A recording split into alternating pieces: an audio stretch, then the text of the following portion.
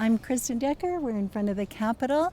We're going to meet with Deidre Henderson, who has been trying to support pro-polygamous people in decriminalizing polygamy. It's on the agenda to be talked about and discussed, and we're here to give an opposing side an opinion on that. And why shouldn't it be decriminalized, in your opinion? Go for it, Angie. Oh no, Melissa, you do it. Okay. Why shouldn't it be decriminalized? There's so much that goes on in polygamous cults, which is the majority of those living polygamy versus those that may be doing it and not forcing it as a religion on their kids. And so those rules are in place to protect the general public, not just the minority amount that might be doing something okay.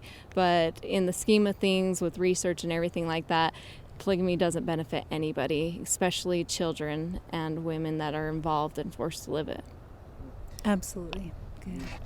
And why is this a relevant issue today? Because we have a lot of polygamists here in Utah. It's never really left. It's never really gone away.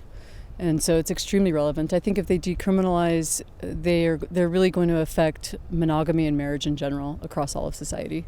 So. And what are you hoping to accomplish by your meeting today? We're hoping that we can present to Deidre a different side of that she hasn't seen or been able to look at or taken time to so far that we're aware of. And we're hoping that we can present the problems and the issues and the awareness basically to her to say, we don't think, and overall, that society doesn't feel that this is the best benefit for women, children, men, and society. You can't decriminalize something that's majorly got big issues and problems, and that's what we'd like her to see. And what are those major issues? Oh, wow. We could go into that for hours and hours. Basically, there's a lot of them. There's a list of harms to men, women, and children, Canadian court case. You could check into that, find out what they did and what they found. Children, actually, the biggest one I would say is the harms to young boys and men who are kicked out. There's not enough women. There's intermarriages. There's a lot of incest going on because there's not enough converts. A majority of them are on welfare, taking huge amount of money that they aren't able to support. Women are assigned marriages. Women are all marriages. We talked about it last night. All of the marriages are approved. Mm-hmm. All of them. It doesn't even approved right? by who? Approved by someone. Yes. Right. Yeah. Mm-hmm. It might be a leader. Well, whether you get to marry or not, or whether you're signed or not, or so forth. There's just so much suppression in everything we've looked at, and people need to understand really what's behind the closed doors. The Canadian Supreme Court just went through debating this question. Maybe you can tell us a little bit about what they found and how that might be relevant to the situation here in Utah.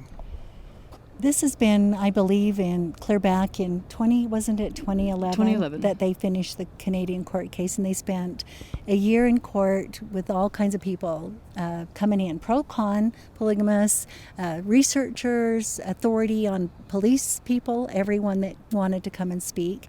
And in the end, they found that that women were dying younger, the mortality rate for women. They found that the system itself was holding people in. Kids were uneducated. Depression in women was huge, which is part of that mortality rate, them dying much sooner than the norm. They found, I'd say the biggest thing was the system that locked them in, that they said, we can leave if we want, but what does that look like? Everybody abandons us, everybody won't support us, we are shut out, we're condemned to hell. I mean, there's so many things. I wish you don't I could get your money. You no way, with you nothing. Don't get money. I left with You're nothing, out on your own. A suitcase of my kids, and that's other stories you'll hear over and over again. If you leave with nothing. They tie you down. They kind of hold you captive by your money and the things that they brainwash you to believe. And I hope everybody will get a hold of Craig Jones' book and read it. It's called A Cruel Arithmetic. Kicking boys out because there's just not enough women. The men either have to leave on their own or they're kicked out. And there's many stories like that. So you would say this is an affront to freedom? It's anti-liberty? Mm-hmm. People want to say it's freedom. This is freedom and a religion and a choice. But if you really look at the nuts and bolts and the bottom and where it began and where it's going and where it's been, There's no way really. And that freedom it's- of religion doesn't mean freedom in religion. You can't do things that are morally corrupt and blame it as freedom of religion. That's not and how call it it religion. works.